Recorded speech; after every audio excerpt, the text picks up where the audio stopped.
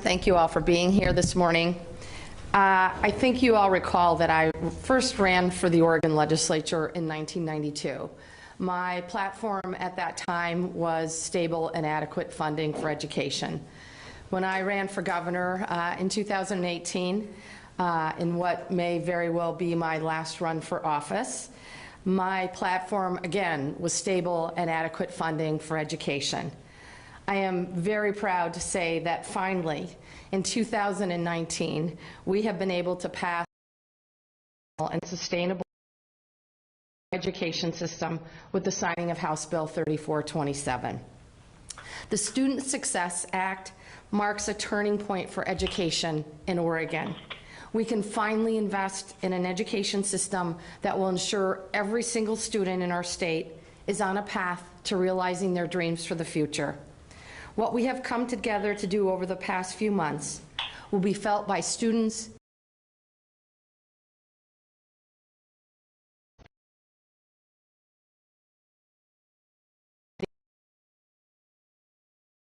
getting this done. In the 1990s, I've been working on meaningful campaign finance reform. Now, after Oregonians vote in November 2020, we'll be able to ensure that no one can buy a megaphone so loud that it drowns out all the other voices. But again, we didn't stop there.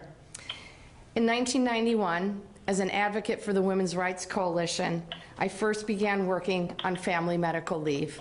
When Governor Barbara Roberts passed that legislation, signed it into law, Oregon became one of the first states in the entire country to ensure that parents could stay home with their children without fear of losing their jobs. The unfortunate and harsh reality is that legislation wasn't meaningful for many struggling families throughout the state without a paid option. Now, in 2019, we have been able to pass 2005, House Bill 2005, that will ensure families across the state can stay home with their sick kids and not have to worry about whether they can pay the rent or the mortgage. So I'm very, very pleased that we were able to get that done. Who's ever on the phone, can you mute? Thank you. But one thing that has changed every year since I first started working in the Capitol over 25 years ago is the cost of housing in Oregon. Dan and I bought our second home in Southeast Portland in the late 1990s. The truth is, if we were buying our first home today, there's absolutely no way we could afford it. But after the progress we've made this session on addressing the housing crisis, we will ensure that Oregon is moving to be more affordable for everyone. I'm so pleased with the significant investments that we made, both to ensure that everyone has a warm, safe, dry place to call home, and that we can prevent rent gouging in communities throughout the state. Oregon has long been a leader in healthcare access, with virtually every adult covered, either through employer-sponsored insurance, individually purchased coverage, or under the Oregon Health Plan. However, to maintain that coverage and to continue to improve health access across the state, we needed longer-term, more sustainable funding source. I stand before you today and say we have made the progress we needed to make to prevent families from living in fear that their health care will be ripped away from them. I am so pleased for the work that was done over the last couple of weeks on House Bill 2270, and I want to say thank you to the many folks. This was truly a team effort. In total, this has been truly an extraordinary session in terms of making Oregon a place where everyone can thrive. I don't remember a legislative session where we have made this much progress.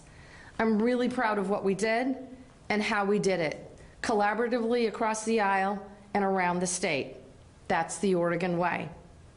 But I think we can agree that the Oregon way was not on display the last couple of weeks.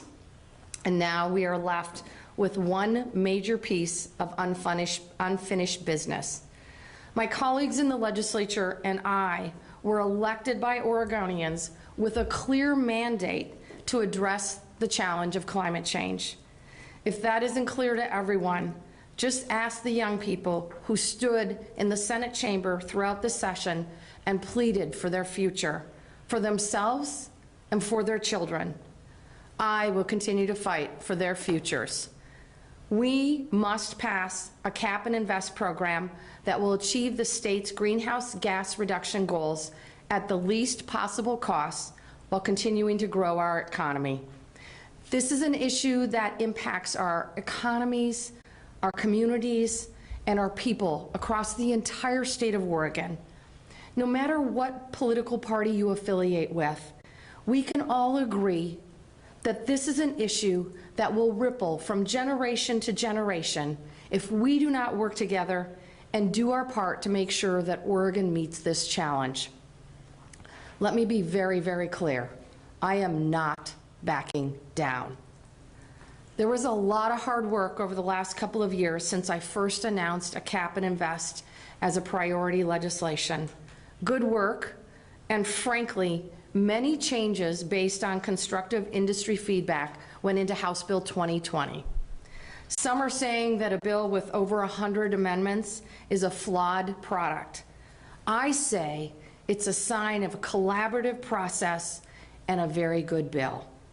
So today, I'm asking every Oregonian, particularly those who've been in the Capitol for the last few weeks, to work with us to find a path together to create clean energy jobs across the state. As you all know, I've traveled Oregon extensively to learn more about how climate change is impacting our communities around the state. I've also been listening to those communities to learn how a cap and invest system would impact jobs and industry. Over the next few months, I'm going to redouble my efforts with impacted industries and communities to ensure that we truly understand their concerns.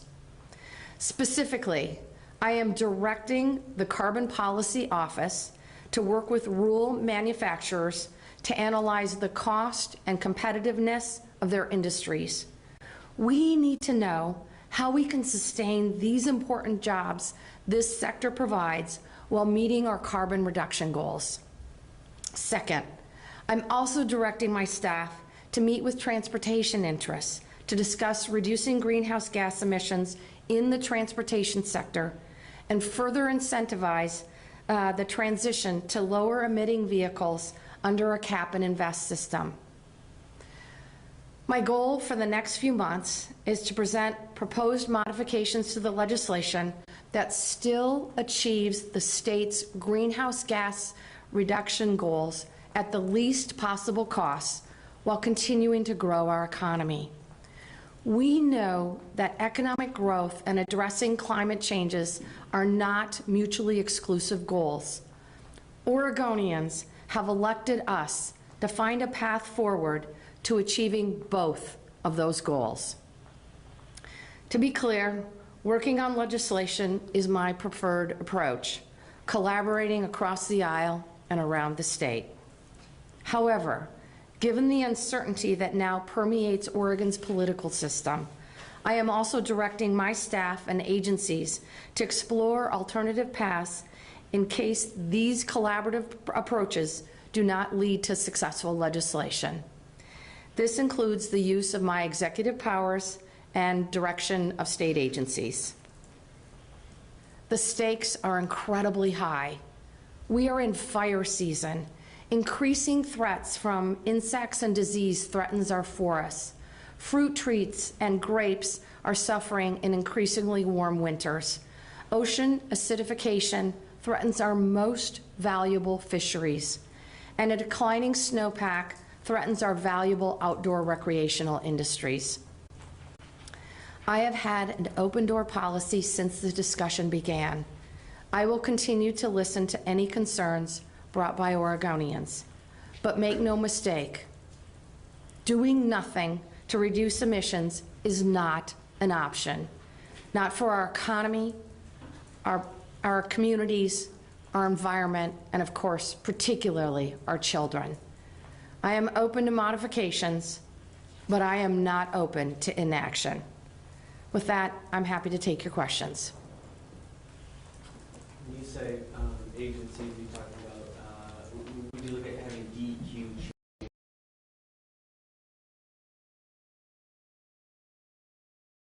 on the table? As I said, my first preference is to work collaboratively with the legislature to come up with a solution. If that approach isn't viable, then all other options are on the table. We're going to use every single executive tool that we have. Will you look to the 2020 session to bring back HB 2020? Timing still unknown. As I said, my goal is to spend time in communities around the state, to work with legislators on both sides of the aisle to make sure that we have a productive legislative path forward. We're still looking at timing at this point. Governor, in all the conversations, you're the first person I've heard in the past few days say that you really want to go out and listen to the concerns. Everybody else has been talking about we want to go out and educate them. Is there a communications gap there? I mean, because you're talking about early hearing. Look, House Bill 2020 got further in this legislature than it has in any other legislative chamber in the country besides California. But I think it's critically important, if we're going to move forward successfully, that we really listen and hear the concerns of communities around the state, and I'm committed to doing that. Do you think it was a mistake to threaten the Republicans with the state police coming after them? Actually, not at all. I think it was critically important that I use the authority that I have invested in me and my office to ensure that Senate Republicans are doing their job. As you know, I called off the police until on Tuesday night. They did not come back into the building until Saturday morning. I think Oregonians should be asking, what were they doing between Tuesday and Saturday? I can't believe that they were on the East Coast and it took them that long to drive back.